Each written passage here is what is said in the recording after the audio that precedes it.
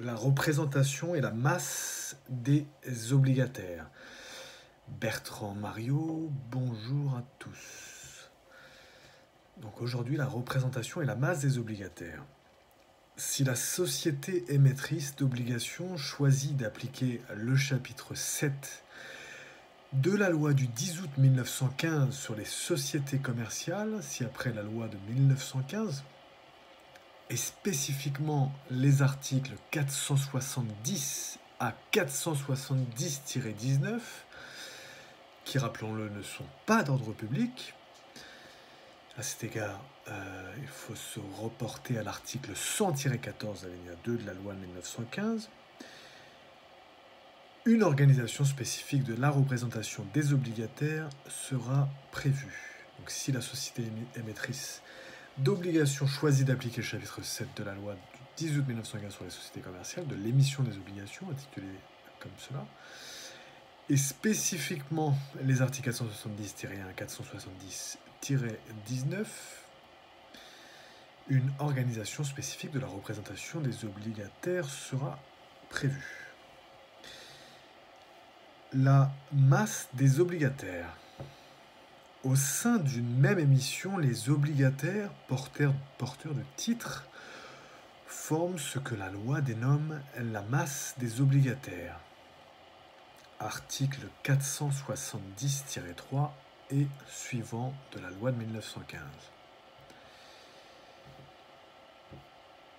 La nomination de représentants de la masse des obligataires.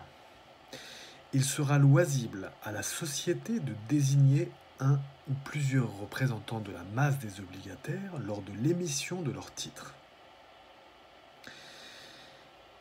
Et, durant l'emprunt en question, il appartiendra non plus à la société, cette fois, mais à l'Assemblée générale des obligataires de désigner un ou plusieurs de ses représentants.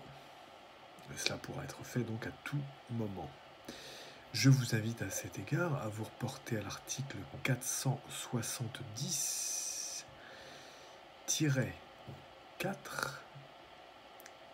premièrement, 470-4, premièrement, qui dispose un ou plusieurs représentants de la masse, 470-4, des obligataires, peuvent être désignés, de la masse des obligataires, peuvent être désignés par la société lors de l'émission ou pendant la durée de l'emprunt, par l'Assemblée générale des obligataires. 470-4, premièrement.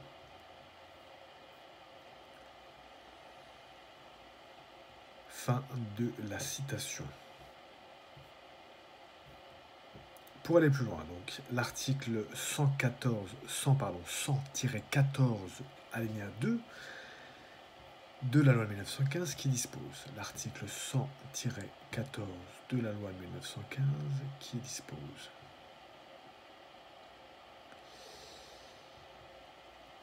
Toute société peut émettre des obligations, c'est l'alinéa 1,